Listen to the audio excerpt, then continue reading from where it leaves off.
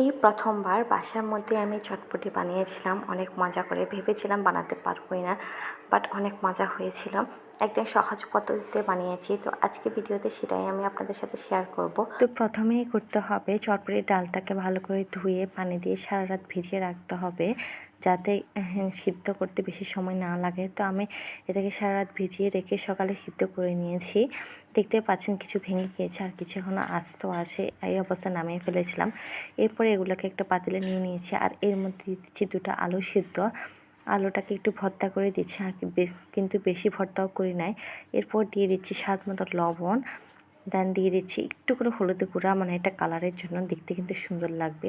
এরপর দিয়ে দিচ্ছি বেশি করে চিলি ফ্লেক্স দেওয়া হয়ে গেলে এর মধ্যে দিয়ে দিব চটপটি মশলা, যেটা সবথেকে বেশি ইম্পর্টেন্ট। আপনারা চাইলে ঘরে বানিয়েও দিতে পারেন বা বাহির থেকে কিনে এনে দিতে পারেন। আমি বাহির থেকে নিয়ে এসে দিয়েছি।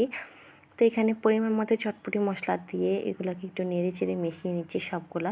তো চটপটি মশলা দেওয়া হয়ে গেলে আমি এটাকে একটু ফুটিয়ে নিব, বেশি না, জাস্ট 5 মিনিটের মতো। তো চুলা বসিয়ে দিয়েছি। এরপর আমি চটপটির টকটাকে রেডি করতেছি।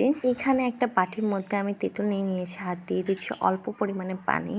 তো এই তেঁতুলগুলোকে একটু ভেঙে দিচ্ছি, যেহেতু এগুলো এখনও আস্ত আছে।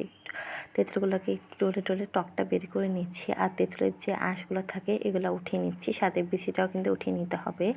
তো আপনারা যেমন ঘন খাবেন বা পাতলা খাবেন, এটা আপনাদের ইচ্ছার উপর।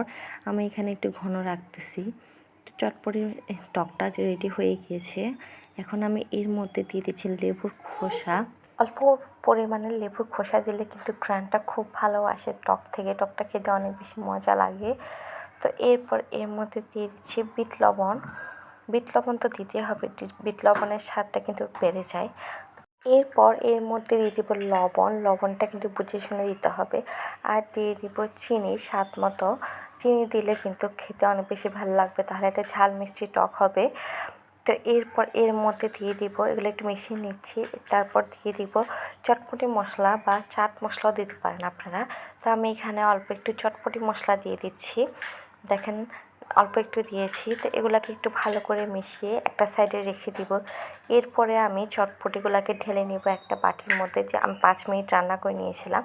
তো দেখতে পাচ্ছেন এগুলো এখনও একদম গরম গরম আছে।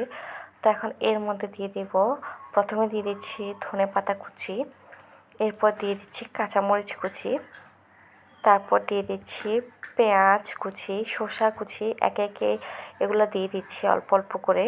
তারপর এর মধ্যে দিয়ে দিব যে টকটা রেডি করেছিলাম, ওই টকটা ঢেলে দিব। এরপর দিয়ে দিচ্ছি ডিমটাকেও কিন্তু আমি একদম চিকন চিকন করে কুচি করে নিয়েছিলাম। তো ডিমটা দিয়ে এগুলোকে একদম ভালো করে মিশিয়ে নেব। এরপর আমি একটা ছোটো বাটিতে সার্ভ করে নেব।